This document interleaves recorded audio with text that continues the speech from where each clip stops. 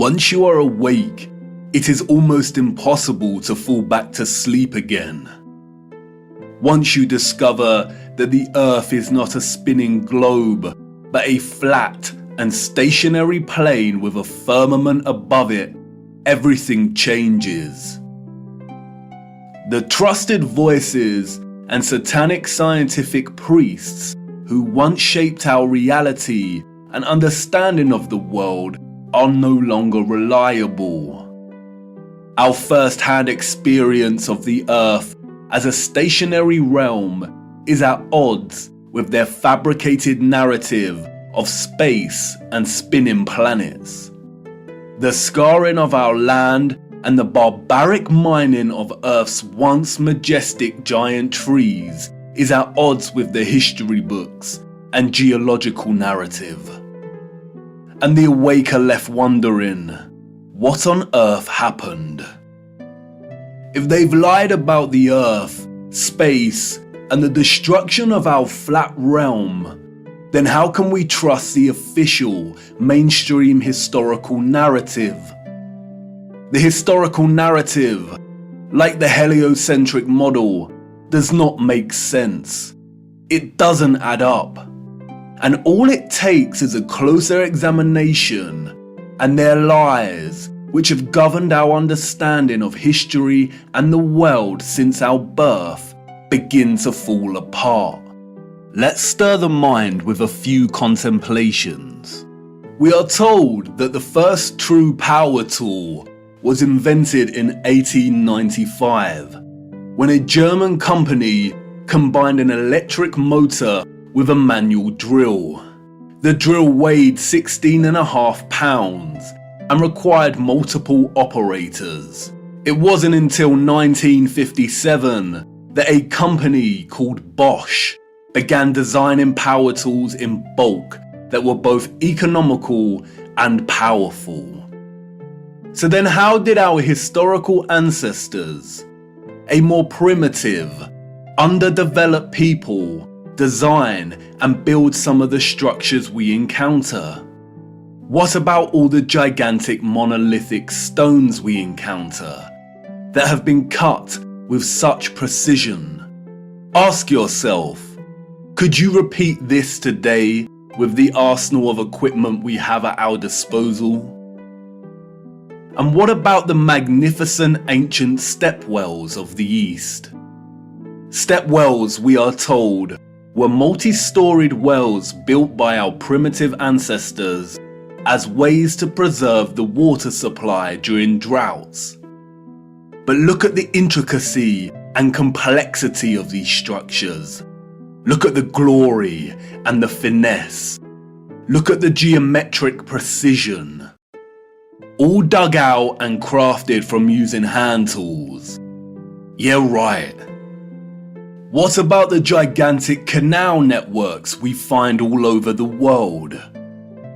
The Erie Canal in America was allegedly built between 1817 and 1825. There were no civil engineers in America at this time. The people responsible for planning construction were novices, we are told. The canal is 12 meters wide and 4 meters deep.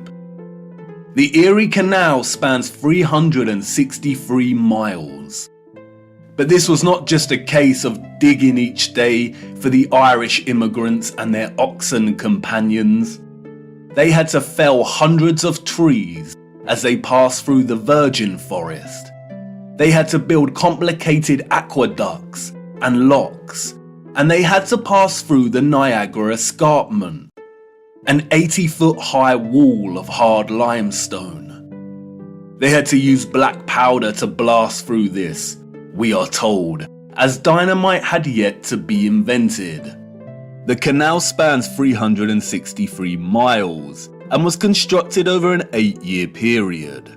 This means that on average, 1 mile was completed every 8 days. What a record, especially since those responsible were novices, and power tools and dynamite were yet to be invented. I can tell you now, The so-called early settlers of the Americas did not build these canal systems. And what of the grand and magnificent castles scattered across our realm? Did you know that most were designed and constructed without plumbing systems and methods to heat rooms properly? The royal and the elite of the past were content without having the accessible necessities of survival, just as long as they could live within the grand and the glorious, while the peasants, in their modest abodes, enjoyed warmth throughout the long dark winters? I don't think so. And of course, there is the impossibility of the Great Giza Pyramid Complex. The pyramids, we are told, were constructed somewhere around 2500 BC. The Great Pyramid itself consists of 2.3 million blocks of limestone and granite, and its overall structure weighs 6 million tons. The largest granite stones weigh between 20 and 80 tons each. 20 tons is 20,000 kilograms. These blocks were carved from quarries with copper chisels and allegedly transported from 800 kilometers away. The so-called experts can only theorize that a vast amount of slave labor was required. Being gullible and falling for the official narrative of slave labor is one thing, but can someone please explain how the air shafts of the Great Pyramid align so neatly with the circumpolar stars? And then there is the curious case of star forts, or what the official liars of the world call bastion forts. Developed in the late 15th and early 16th century, these forts, we are told, were designed during an era of gunpowder and the cannon. The geometric design offered a nation's military protection against blind spots during conflict. Of course they did. We all know that the best protection during war is to design a fort with such precise geometric patterning. Has any real historian ever stopped to think just how perfect the geometry is here? Our primitive ancestors did not have the technology to view structures from above, but they still managed to achieve this? Give me strength. There is no way. We could not produce such perfect geometry on this scale today. We've been fooled once again. We have been indoctrinated with a false historical narrative and timeline. And, like the silly heliocentric model, all it takes is a closer look at this narrative and things soon start to fall apart, and the lies become so blatantly evident. Because of their satanic lies, piecing together an accurate, honest historical timeline has become an impossible Rubik's Cube. The official narrative, a Pandora's box, only offering us tiny clues, half-truths, and deceptions. The stitchings of our true historical timeline have been loosened. The contents erased and muddled before we were even born into this world. And herein lies the problem. How to know where you are going if you don't know where you are in the first place? But you see, awakening is truly a gift. Once awake, we learn that we've always had the answers right in front of us. We've always had more than we know. But we had to regain our sight first before things started falling into place. Before things started to make a little more sense. And here we are again, viewer, at the precipice of another great journey.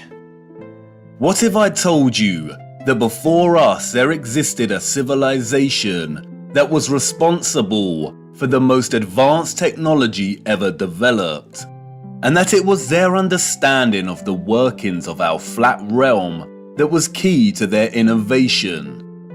And what if I told you that it is highly likely that our true history as a people only begun just over 200 years ago?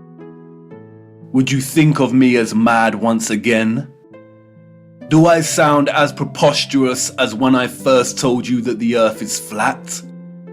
Perhaps, and that's why I need to show you. What I hope to show you is one of the greatest cover-ups of all time.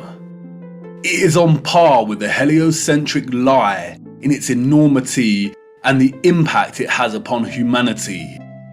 And, as I will try to show you, it is inextricable from the true nature of our flat realm Earth, and you cannot understand one without understanding the other.